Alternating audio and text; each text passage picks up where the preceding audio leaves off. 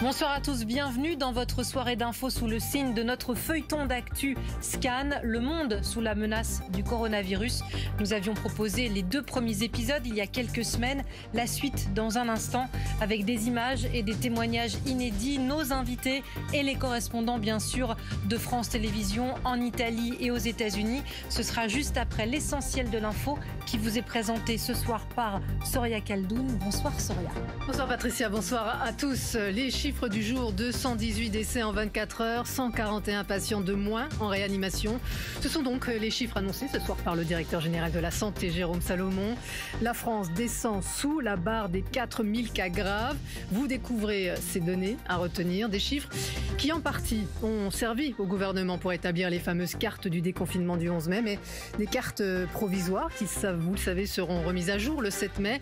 Mais elles ont déjà provoqué la surprise pour plusieurs départements.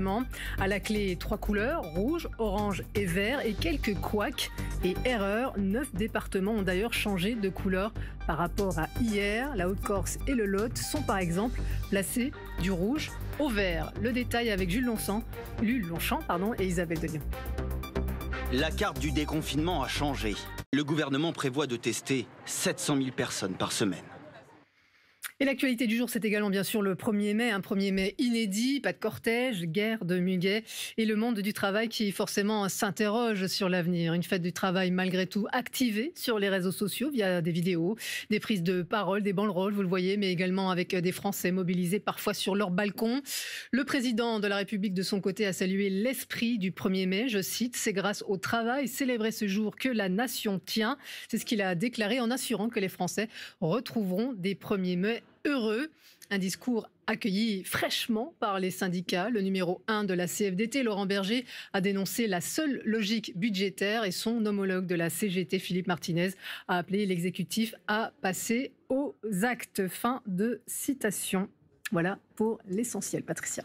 Merci beaucoup Soria et on vous retrouvera évidemment à 22h. C'est donc parti pour cette soirée d'infos exceptionnelle pour votre Scan.